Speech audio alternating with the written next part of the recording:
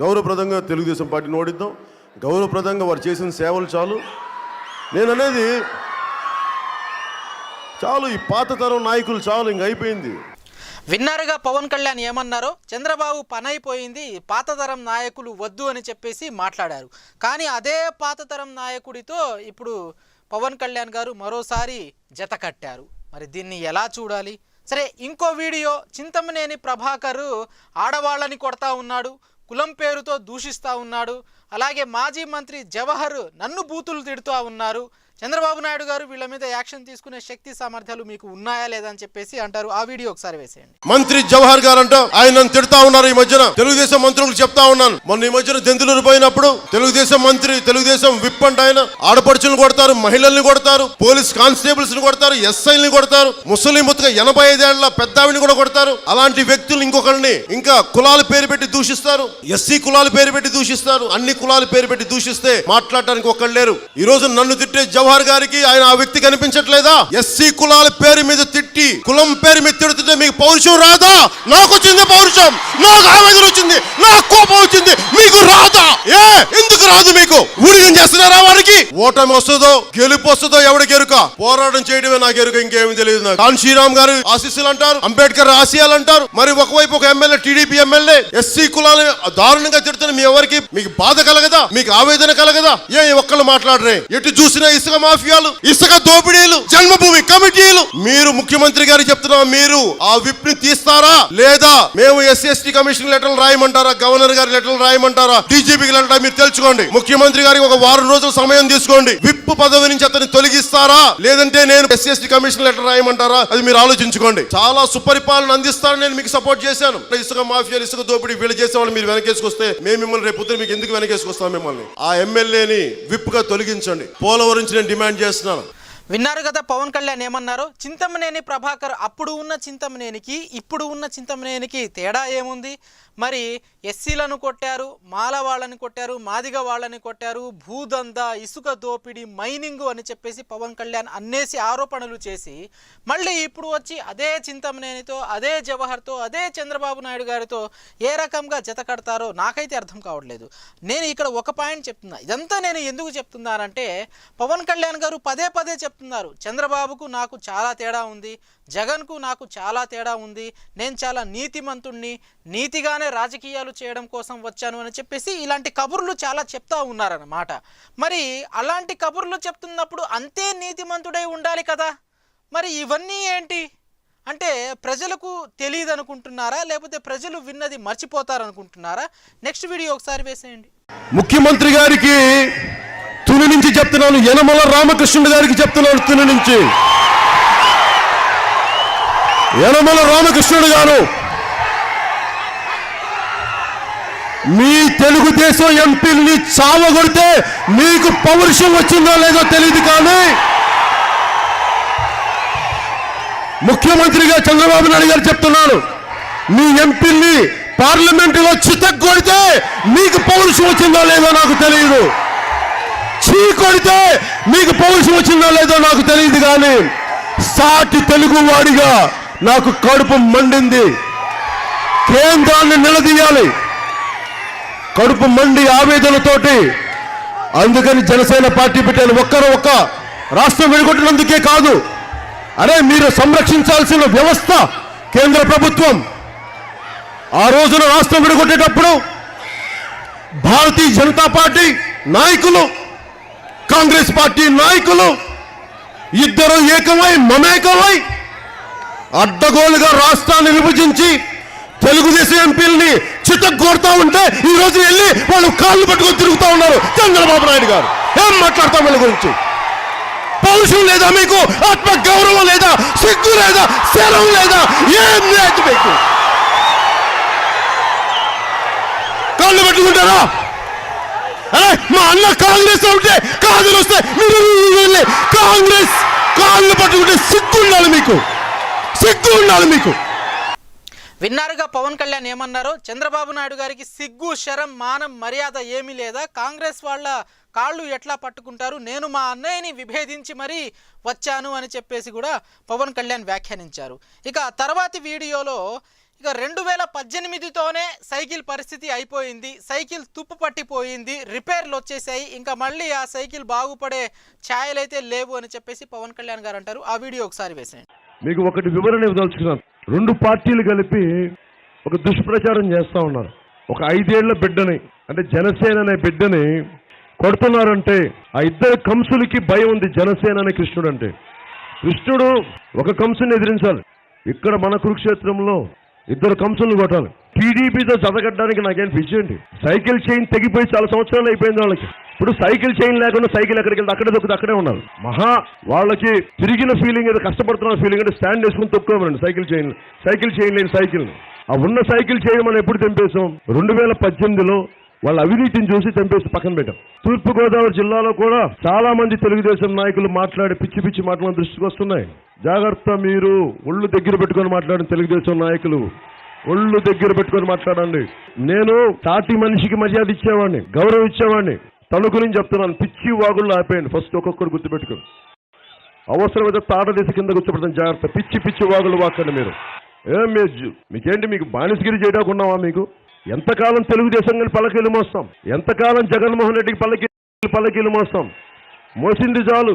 బయటికి కొత్త తరం రావాలి, కొత్త రక్తం రావాలి రాజకీయాల్లో. కానీ నేను తప్పన పడతా. నువ్వు వెళ్ళి తెలుగుదేశం, మొన్నదాకా తెలుగుదేశం నాయకులు, నువ్వు వైసీపీ అని పిచ్చి వాగులు వాగుతా ఉన్నావు. వాగుడనే పదం కూడా నేను మాట్లాడను, నేను సంస్కారం కూడా కాదు. కానీ మా జనసేన క్యాడర్ని మీరు పదే ఆత్మస్థైర్యం దెబ్బతీస్తుంటే నా భాష మొత్తం మార్చుకోవాల్సి వస్తుంది. 2 నాయకులకి చెప్తున్నాను, తెలుగుదేశం నాయకులకు కానీ జగన్మోహన్ రెడ్డి గారు గుర్తుపెట్టుకోండి.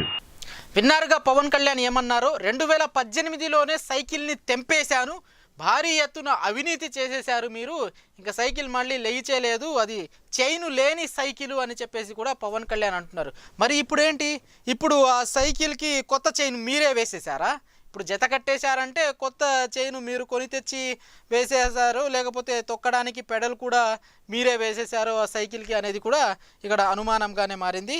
ఇక తర్వాతి వీడియోలో చంద్రబాబు నాయుడు గారు వస్తే బాబు వస్తుంది, జాబు వస్తుంది అని అన్నారు. కానీ లోకేష్ గారికి అయితే మాత్రం బాగానే జాబ్ వచ్చింది. మంత్రి పదవి ఇచ్చి ఆయనకు మంచిగానే జాబ్ ఇచ్చేశారు, మిగిలిన వాళ్ళందరినీ పక్కన పెట్టేశారు అని చెప్పేసి పవన్ కళ్యాణ్ అంటారు. ఆ వీడియో ఒకసారి వేసేయండి. ఎక్కడికి వెళ్ళినా ఉద్యోగాలు లేవు, పరిశ్రమలు లేవు, ఉద్యోగ అవకాశాలకు సంబంధించి స్కిల్ డెవలప్మెంట్ లేదు. వాళ్ళ అబ్బాయికి జాబ్ ఇస్తే సరిపోద్దా? ప్రతి అబ్బాయికి ఇవ్వాలి జాబ్, ఉద్యోగాలు. సంతోషం నాకు. ఎవరు వారి అబ్బాయి రేపు పొద్దున ముఖ్యమంత్రి నాకేం ఇబ్బంది ఏం లేదు. మీకు ఇబ్బంది ఏమో నాకు తెలియదు, కానీ నాకైతే ఇబ్బంది లేదు. కానీ ఆయన ముఖ్యమంత్రి అయితే ఏం చేస్తాను నాకు భయం, అదొక భయం ఉంది. అయితే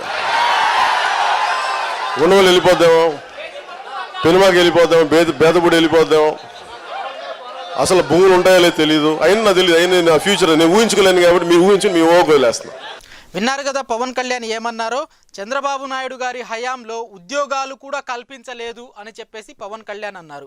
మరి అదే తెలుగుదేశం పార్టీతోనే ప్రభుత్వాన్ని ఏర్పాటు చేయాలి అని చెప్పేసి ఏ రకంగా కలలు కంటా ఉన్నారో నాకైతే అర్థం కాని పరిస్థితి. తర్వాతి వీడియో ఒకసారి వేసేయండి. తెలుగుదేశం పార్టీ నాయకులు ఒకటే చెప్తున్నాం, మీకు సిగ్గు, లజ్జ, పౌరుషం అనేది మీరు మర్చిపోయారు. మీరు ఏం పుట్టుకది? అలాంటి ఒక పుట్టుకేనా? మీ ఎంపీని చెడితే మీకు సిగ్గు లేచి తెలుగు ప్రజల ఆత్మగౌరవాన్ని, ఆంధ్రుల ఆత్మగౌరవాన్ని చిత్తగొడతా ఉంటే ఢిల్లీ పార్లమెంట్ లో మీకు సిగ్గు ఉండదా? మీకు పౌరుషం రాదా మీకు? అదే ఆంధ్రకేసరి టంగుటూరి ప్రకాశం పంతులు గారు వచ్చి ఎక్కడో బ్రిటిష్ వాడు ఒక మాట చా తీసి కాల్చిపో అన్నాడు. ఏం మీకు అంత సిగ్గు లేదా? మీకు ఆ పౌరుషం లేదా? ఆంధ్రకేసరి తాలూకు పౌరుషం లేదా? ఆంధ్రకేసరి తాలూకు టంగుటూరి ప్రకాశం పంతులు గారి వారసులు కాదా మీరు? అదే పొట్టి శ్రీరాములు గారు 56 రోజులు నిరాహార దీక్ష చేసి సంపాదించుకున్న రాష్ట్రం ఇది. అలాంటి రాష్ట్రాన్ని మీరు ఉత్తర భారత నాయకులకి, కాంగ్రెస్ నాయకులకి తాకట్టు పెడతారా? మన ఆత్మగౌరవాన్ని, వాళ్ళ ఉద్యోగాలు, స్పెషల్ కేటగిరీ స్టేటస్ ఇవ్వరు, అడ్డగోలుగా విభజిస్తారు. ఈ పౌరుషులు లేని తెలుగుదేశం పార్టీ వల్ల మన ఆత్మగౌరవాన్ని దెబ్బతింది. అందుకని తెలుగుదేశం పార్టీ సమూలంగా ఆంధ్రప్రదేశ్ నుంచి తల్లి తరవేద్దాము తెలుగుదేశం పార్టీని. విన్నారుగా పవన్ కళ్యాణ్ ఏమన్నారు? తెలుగుదేశం పార్టీ నేతలు అసలు ఎలా పుట్టారు, సిగ్గు శరం మానం మర్యాద అసలు మీకు ఏమైనా ఉన్నాయా అని చెప్పేసి పవన్ కళ్యాణ్ గారు అంటారు. ఆ వీడియో కూడా ఒకసారి వేసే. అన్పార్లమెంటరీ భాష మాట్లాడను, అప్రజాస్వామిక భాష మాట్లాడను. కానీ ఈరోజు చెప్తున్నాను, అరే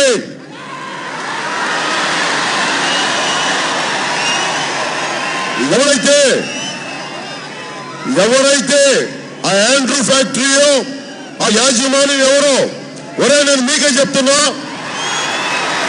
నేను జనసేన పార్టీ జనసేన నాయకులు వస్తుంటే ఇంత ప్రజాబలంతో ఉన్న వ్యక్తులు ముందుకొచ్చి అడ్డగోలుగా అవినీతి జరుగుతుంది మీ మైనింగ్ అంటే ఏరా మీరు మాకు అడ్డు పెడతారా? మీకు మాకురా మీరు అడ్డు పెడతారు, మాకురా మీరు మట్టి పోస్తారు, మా బండ్లుగా రాళ్ళు పోస్తారు. రే మీకు చెప్తున్నాను, ఒక్కొక్కడికి తాట తీసి తోలు తీసి కాళ్ళు కీళ్ళు విరకొట్టి కూర్చోబెట్టకపోతే నా పేరు పవన్ కళ్యాణ్ కాదు. మేము జనసేన కలుపుతూ పెట్టుకోండి. ఒక్కొక్కడిని అవినీతిమయం చేసిన ప్రతి ఒక్కరిని రోడ్ల మీదకి వచ్చి పాలు తీయకపోతే నా పేరు పవన్ కళ్యాణ్ కాదు. గుర్తుకునే మా మీద మీ బాడీ ప్రతాపం. విన్నారుగా పవన్ కళ్యాణ్ ఏమన్నారో? తెలుగుదేశం పార్టీ అధికారంలో ఉన్నప్పుడు 21 లక్షల ఓట్లను తొలగించేశారు అని చెప్పేసి కూడా పవన్ కళ్యాణ్ గారు వ్యాఖ్యానించిన పరిస్థితి. ఆ వీడియో ఒకసారి వేసేయండి. అలాగే తెలుగుదేశం పార్టీ కూడా ఎక్కడికైనా సరే అధికార పార్టీ ఎక్కడున్నా కానీ, ఏ రాష్ట్రంలో ఉన్నా కానీ, దాదాపు మన ఆంధ్రప్రదేశ్లో 21 లక్షల ఓట్లు మీరు తీసేస్తుంటే మనకు అర్థమవుతుంది ఏంటంటే వీళ్ళు భయపడుతున్నారు మనల్ని చూసి, జనసేనని చూసంటే. మన ఓట్లు తీసేస్తుంటే మనకు విలువ తెలియదు, మన ఓట్ల విలువ. మీరు ఒకసారి ప్రతి కాలేజ్ విద్యార్థినులు పెద్దలు అందరూ ఒక్కసారి మీ ఓట్లు బాగున్నాయో లేదో ఒకసారి చెక్ చేసుకోండి, లేకపోతే ఇంకోసారి రిజిస్టర్ చేసుకోండి. ఈ రోజు నుంచి నెక్స్ట్ 30 రోజులు నేను కూడా మీ అందరితో పాటు రెగ్యులర్గా దీన్ని నా ట్వీట్ ద్వారానో ఇంకో ద్వారా నేను మీ ముందుకు వస్తాను. రెగ్యులర్గా ట్వీట్ చేస్తాను, మీకు గుర్తు చేస్తూ ఉంటాను. ఇది ఎందుకంటే మార్పు కోసం చాలా కష్టమైన యుద్ధం ఇది. విన్నారుగా పవన్ కళ్యాణ్ ఏం చెప్పారో? తెలుగుదేశం పార్టీ అధికారంలో ఉన్నప్పుడు పూర్తిగా అవినీతి మయమైపోయింది ప్రభుత్వం. ఇసుక మాఫియా, మైనింగ్ మాఫియా, భూదందాలు, జన్మభూమి కమిటీలు, ఏకంగా 21 లక్షల మంది ఓటర్లను కూడా దొంగతనం చేసే పరిస్థితి వచ్చింది. ఓట్లను తొలగించేసే పరిస్థితులు దాపరించాయి. అంటే ఏ స్థాయిలో అవినీతి మయమైపోయిందో చంద్రబాబు నాయుడు గారి ప్రభుత్వం అనేది పవన్ మాటల్లోనే మీరందరూ విన్నారు. మరి అంతలా అవినీతి మయమైపోయిన తెలుగుదేశం పార్టీతో మరొకసారి పవన్ కళ్యాణ్ గారు జతకట్టబోతున్నారంటే మరి పవన్ కళ్యాణ్ గారు కూడా అవినీతి మంతుడనే భావించాలా? చీమల పుట్టలోకి చీమలే చేరుతాయి అనే సామెత కూడా ఉంది. మరి ఆ సామెత ప్రకారం చూసుకుంటే ఆయనే చెప్పుకొస్తున్నారు, ఎస్సీలకు ఎస్టీలకు భద్రత లేదు, చింతమనేని ప్రభాకర్ కులం పేరుతో దూషిస్తూ ఉంటారు. అలాగే తెలుగుదేశం పార్టీ కులాలను కాపులకు బీసీలకు మధ్య ఏ రకంగా చిచ్చు పెడతా ఉందో అని చెప్పేసి ఆయనే చెప్పుకొస్తూ ఉన్నారు. జన్మభూమి కమిటీలు, ఇసుక మాఫియా, భూదందాలు, లోకేష్ గారు ఏ రకంగా భూమాఫియా చేశారు మొత్తం ఆయనే చెప్పుకొస్తున్నారు.